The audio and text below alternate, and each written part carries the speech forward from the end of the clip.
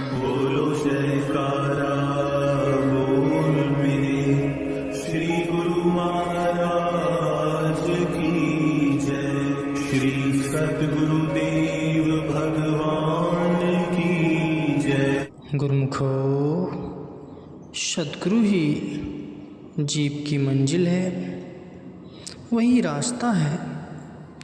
वे ही इस संसार सागर से पार होने का मार्ग प्रशस्त करके मंजिल तक पहुंचाने में मदद करते हैं। जिसके सर पर उनका हाथ हो वह बड़ी सुगमता से ध्येय को पा सकता है।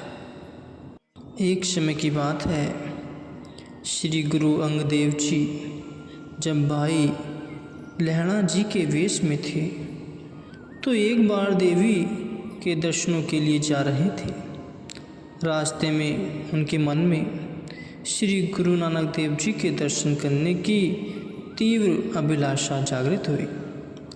श्री गुरु नानक देव जी तो त्रिकालदर्शी थे। अपनी अंतरात्मा से जान गए कि आज उनके पास कौन आ रहा है।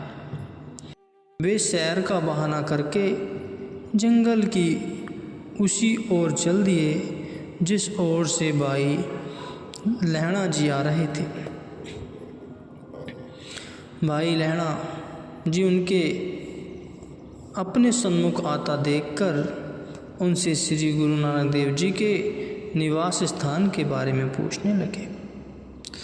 गुरु साहिब जी ने कहा कि हमने उनका स्थान देखा हुआ है, आपको यदि उनके डेरे पर जाना है तो हम मार्ग बता देते हैं। भाई लहणा जी गुरु साहिब जी से अपरिचित थे, इसलिए वह घोड़े पर ही सवार रहे और गुरु साहिब जी उनके घोड़े की लगाम पकड़कर स्वयं नंगे पैर चलने लगे। स्थान के काफ़ी समीप आकर उन्होंने घोड़े की लगाम छोड़ दी और संकेत करके समझा दिया कि उस द्वार से प्रवेश करोगे तो सद्गुरु का दर्शन होगा। जब तक वे घोड़े को बांधकर अंदर आए, गुरु साहिब जी आकर सिंहासन पर विराजमान हो गए। हजारों ही श्रद्धालु प्रेमी बैठे हुए थे। सत्संग की अमृत धारा बह रही थी। भाई लहणा जी ने दंडवत प्रणाम करके जैसे ही सिर उठाया, सामने देखकर दंग रह गए कि यह क्या है। सामने भी वही जो मार्ग में मिले थे, मंजिल भी खुद और मार्ग बताने वाले भी खुद, बाहर भी खुद और अंदर भी खुद, लेने भी खुद आए और लेकर भी अपने पास आए। आश्चर्यचकित हो उनके वजूद को निहार वे अपने भाग्य को मानने लगे। वे अपने भाग्य को मनाने लगे। सद्गुरु स्वामी जी तो जर्रे जर्रे व कण कण में मौजूद हैं।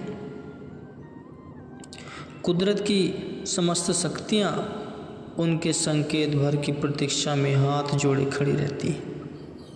रंक को राजा बना देना, राजा को रंक बना देना उनके लिए पलक झपकने का काम था। ऐसे समर्थ्य सद्गुरु की शरण पाकर जीव अपने भाग्यों की जितनी भी सराहना करे उतनी कम है। किसी संत ने कहा है, आस रख भक्ति की, जिस संतों का दामन थाम लिया, बन पथ प्रदर्शन उसके निज चरणों में स्थान दिया। राहें कर निष्टंक उसकी भक्ति मार्ग आसान किया, असली घर का दिखला ठिकाना बहुत एहसान किया। एक अहंकारी बादशाह एक जंगल में से गुजर रहा था। वहाँ एक संत जी को अपनी कुटिया में ध्यान मग्न देखकर अपने राजमत में चूर हो उन्हें बुरा भला कहने लगा। वहाँ एक संत जी को अपनी कुटिया में ध्यान मग्न देखकर अपने राजमत में चूर हो उन्हें बुरा भला कहने लगा।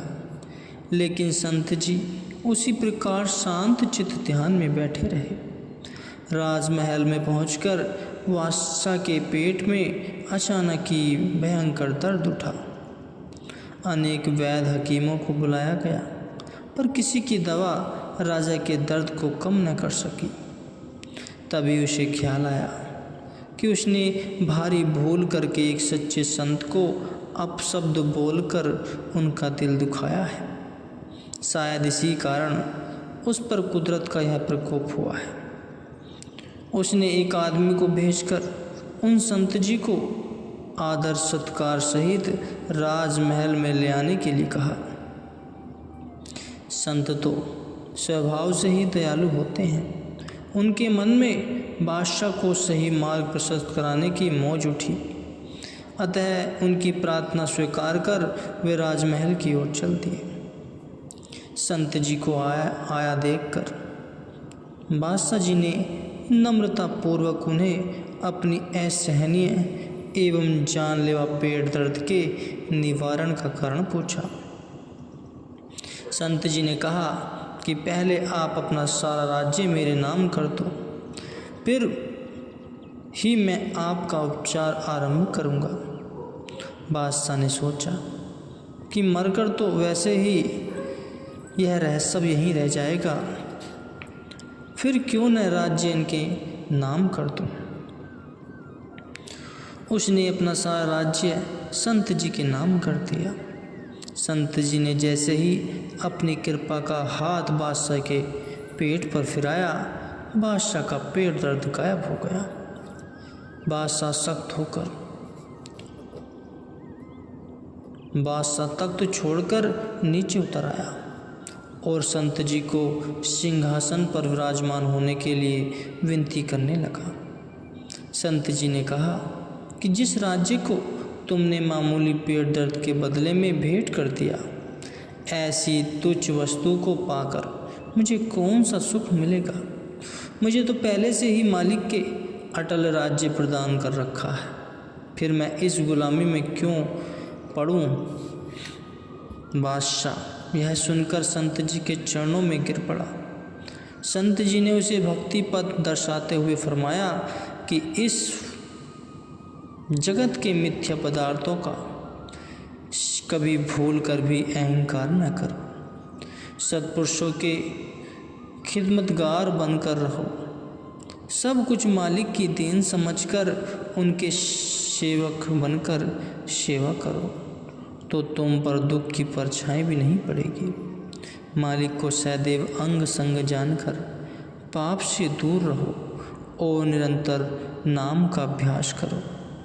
बादशाह संतों की अनमोल वाणी सुनकर वह उनकी रहनुमाई पाकर कृत्य धन्य धन्य हो गया और उसने अपने जीवन को सफल बना लिया।